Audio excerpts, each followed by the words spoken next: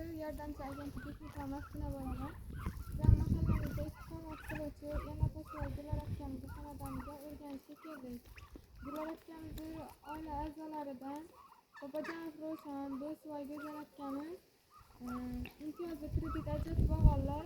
Bu kreditlarimiz dehqonchilik va bog'dorchilik yo'nalishida bo'lib, ulardan samarali, maqsadli foydalanib ketdilar.